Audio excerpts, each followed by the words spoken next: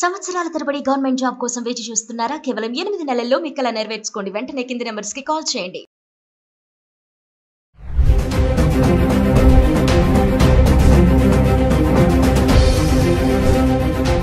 Hi hello నమస్తే, welcome back to Suman TV. ప్రస్తుతం మనతో పాటు ఉన్నారు consumers affairs committee chairman Mandadi Krishna Reddy గారు. నమస్తే సార్. నమస్తే సార్, అమెరికా ట్రంప్కి సంబంధించి మనం వీడియోలు చేస్తూనే ఉన్నాము. మరి కొత్తగా అమెరికాలో ఉన్నటువంటి భారతీయ విద్యార్థులను భయపెడుతున్నటువంటి కొత్త బిల్, ఓపీటీ బిల్, అది రద్దు చేసేసాడు.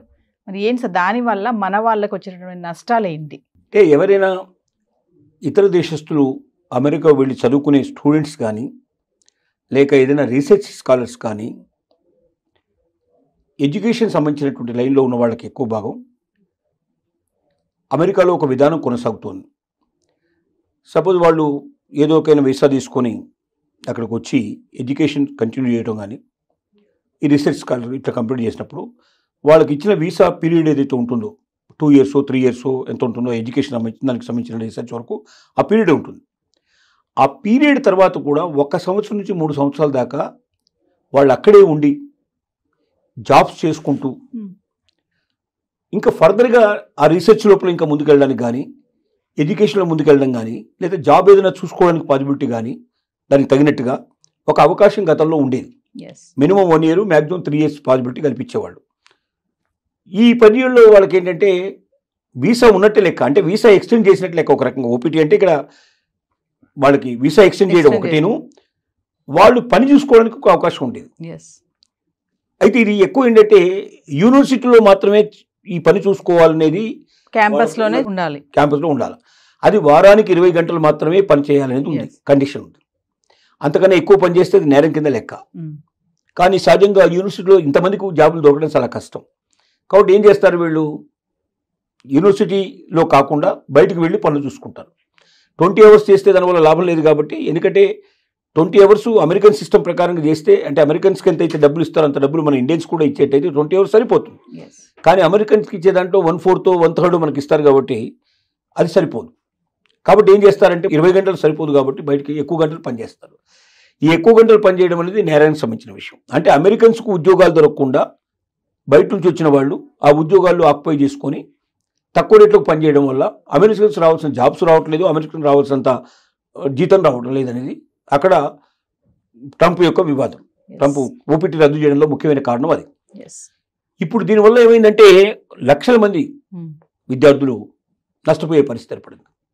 అంటే వాళ్ళకి చదువు అయిపోగానే ఇక వాళ్ళు వెంటనే మూటముళ్ళు సర్దుకొని వచ్చేసేయాలి, వెనక్కి రావాలి. ఏమాత్రం అక్కడ ఉండడానికి వీలు లేదు.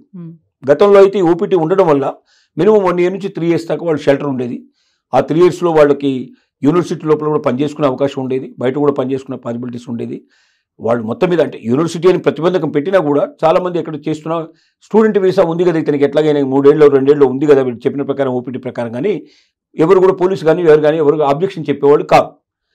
ఇప్పుడు ట్రంప్ తీసుకుని నిర్ణయం వల్ల ఏమైందంటే లక్షలాది మంది విద్యార్థులు వాళ్ళ ఇండియాకు రావాల్సిన పరిస్థితి ఏర్పడింది.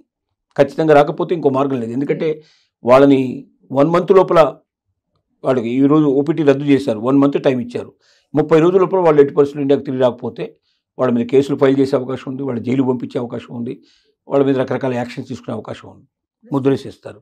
స్టూడెంట్స్నే కాకుండా సార్ అక్కడ ఉన్నటువంటి యూనివర్సిటీస్ కూడా ఈ బిల్లుతో భయపడుతున్నాయి అంటే ఏం చెప్తారు సార్? ఎందుకు భయపడుతున్నాయంటే యూనివర్సిటీస్ ఎప్పుడు బాగా కలకలాడుతుంటాయి, స్టూడెంట్స్ ఉంటే బాగా కలపడతాయి. స్టూడెంట్స్ని బయటకు పంపించడం మొదలుపెట్టిన తర్వాత ఈ ఓపీటీ సిస్టమే లేకపోతే అసలు ఎవరు చదువుకోవడానికి రారు. ఎందుకంటే మా చదువు అయిపోయిన తర్వాత కూడా ఇంకా 1 year నుంచి 3 years అక్కడే ఉండొచ్చు, అమెరికాలో ఏదైనా మంచి ఉద్యోగం సంపాదించుకోవచ్చు, లేదా ఫర్దర్గా స్టడీస్ అయినా ఫర్దర్గా ఇంకేదైనా సరే మా జీవితాన్ని సెటిల్ చేసుకోవచ్చు అనే ఉద్దేశంతో వస్తున్నారు. నీకు నీ చదువు వరకు మాత్రమే కంప్లీట్ చేసుకుని పోవాలంటే అమెరికానే రావాల్సిన అవసరం లేదు. ఇండియాలో కూడా మంచి చదువు ఉంది మనకు, ఇండియాలో కూడా మంచి యూనివర్సిటీస్ ఉన్నాయి మనకు. ఇవి కాకుండా అమెరికా కన్నా చాలా తక్కువ ఖరీదు చేసేవి, తక్కువ ఖర్చు అయ్యేటువంటి అనేక దేశాల లోపల యూనివర్సిటీస్ ఉన్నాయి, ఇంకెక్కడికైనా వెళ్ళొచ్చు. అమెరికాలో పర్టికులర్గా ఎందుకు వస్తున్నారంటే అమెరికాలో పార్ట్ టైం జాబ్ చేసుకునే అవకాశం ఉంది, చదువుకునేటప్పుడు కూడా పార్ట్ టైం చేసుకోవచ్చు. అలాగే చదువు అయిపోయిన తర్వాత కూడా 1 year నుంచి 3 years ఇక్కడ ఉండొచ్చు. మనం ఈ లోపల మనం ఏదో ఒక ఉద్యోగం సంపాదించుకొని మనం పూర్తిగా సెటిల్ కావచ్చు 100% అనే ఉద్దేశంతో మాత్రమే అమెరికాకు వస్తున్నారు. ఇప్పుడు ఓపీటీ తొలగించిన తర్వాత ఇక అక్కడ ఉద్యోగాలు వస్తాయనేది కల్లా, అక్కడ వెయిటింగ్ పీరియడ్ లేదు. మరి అలాంటప్పుడు ఎందుకు వస్తారు? కొత్త విద్యార్థులు రారు, ఉన్న విద్యార్థులు వెళ్ళిపోతారు. కొత్త విద్యార్థులు ఉన్నారు. మరి యూనివర్సిటీస్ ఏమైపోతాయి? నష్టాల బారిన పడిపోతాయి. చివరికి యూనివర్సిటీలు మూసుకోవాల్సిన పరిస్థితి ఏర్పడుతుంది. అందుకే యూనివర్సిటీస్ వణికిపోవడానికి కారణం అది, భయపడడానికి కారణం అదే మెయిన్గా. సరే, ట్రంప్ టార్గెట్ ఇప్పుడు స్టూడెంట్స్ అంటారా? ట్రంప్ టార్గెట్ స్టూడెంట్స్ అని కాదు. ట్రంప్ ఏం ఎలక్షన్లో ఏం వాగ్దానం చేశాడంటే, ఇక్కడ ఉన్న ప్రజలకి నేను ఉద్యోగం కల్పిస్తాను, భద్రత కల్పిస్తాను, ఆదాయాలు పెంచుతాను, ఒక అమెరికాని ప్రపంచ దేశాల్లో నెంబర్ 1 దేశంగా నేను చూపిస్తాను, అప్పులు మొత్తం కంప్లీట్గా తీర్చే ఏర్పాటు చేస్తాను, ఆదాయం పెరిగే ఏర్పాటు చేస్తాను, దేశ భవిష్యత్తే గతంలో ఎప్పుడూ లేనంతగా ఒక ఉన్నతమైన పరిస్థితి, ఒక గోల్డెన్ ఎరా తీసుకొస్తాను నేను అని వాగ్దానం చేశాడు. కాబట్టి మరి అలాంటి స్వర్ణయుగాన్ని తీసుకురావాలంటే ఎక్కడెక్కడ లోపాలు ఉన్నాయో చూడడం మొదలుపెట్టాడు. ఒకటి, ప్రభుత్వ రంగ సంస్థల్ని వీలైనంతవరకు క్లోజ్ చేయాలని డిసైడ్ చేసుకున్నాడు. ఎందుకంటే ప్రభుత్వ రంగ సంస్థల్లో అనవసరంగా ఖర్చే విపరీతంగా ఉంటుంది, కానీ దానివల్ల వచ్చే ప్రయోజనాలు పెద్దగా ఉండదు. ఎందుకంటే అమెరికాలో ఏంటంటే అన్ని రాష్ట్రాలు ఇండిపెండెంట్గా, ఏ రాష్ట్రానికి ఆ రాష్ట్రమే స్వతంత్ర ప్రతిపత్తి కలిగినటువంటివి.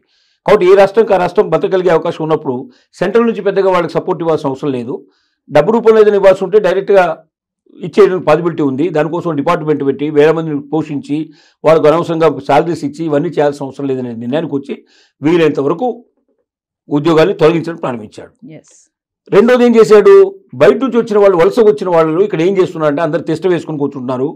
వాళ్ళు ఇక్కడ ఇతరుల ఏంటి ఈ అమెరికా మీద వ్యతిరేకంగా కూడా కొంత వ్యతిరేకత కూడా కూడగట్టేందుకు వాళ్ళు తోడ్పడుతున్నారు. తర్వాత ఇక్కడ ఉన్న ఉద్యోగాలు తన్నుకుపోతున్నారు. ఇక్కడ వాళ్ళకు ఉద్యోగాలు ఇవ్వటం లేదు. ఇక్కడ వాళ్ళకి అద్దెకు ఇల్లు దొరకడం కష్టం ఉంది. ఇక్కడ వాళ్ళకి అవకాశాలు తక్కువైపోతున్నాయి. కాబట్టి బయట నుంచి వచ్చే వాళ్ళని ఎంత తగ్గించగలిగితే అంత అమెరికా సేఫ్గా ఉంటుంది, సురక్షితంగా ఉంటుందని అతను భావిస్తున్నాడు. సరే, ఏదేమైనా ఓపీటీ బిల్లు రద్దు చేయడం వల్ల మన స్టూడెంట్స్కి అయితే తీవ్రమైన నష్టమే అనుకోవచ్చు. 100% నష్టమే. విద్యార్థులంతా వెనక్కి రావాల్సిన పరిస్థితి ఏర్పడుతుంది. కొత్త విద్యార్థులు వెళ్ళాలంటే భయపడే పరిస్థితి ఏర్పడుతుంది. ఇక అమెరికా చదువులకి కొంతకాలం స్వస్తి పలకాల్సిన పరిస్థితి ఏర్పడుతుంది. అసలు వాస్తవంగా ఎవరిచ్చినా సలహా ఇది ఇస్తారు.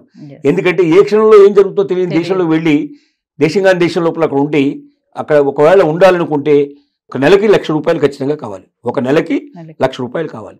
అంటే తల్లిదండ్రులు పంపించాల్సిన తప్ప ఇంకో మార్గం ఏముంది? తల్లిదండ్రులు ఎంతకాలం పంపించగలుగుతారు? చదువు అయిపోయిన తర్వాత కూడా ఇంకా ₹1,00,000 నెలకు చొప్పున సంవత్సరానికి 12 లక్షలు 10 లక్షలు ఖర్చు పెట్టాలంటే ఎంతమందికి అవకాశం ఉంటుంది అది? కాబట్టి చాలా మంది పోరు. 100కి 90 మంది 95 మంది వెనక్కి వచ్చేస్తారు. ఒక 5% పీపుల్ 10% పీపుల్ మేబీ డబ్బు బాగా ఉన్నవాళ్ళు పంపించుకునే పాసిబిలిటీస్ ఏర్పడతాయి. Thank you sir.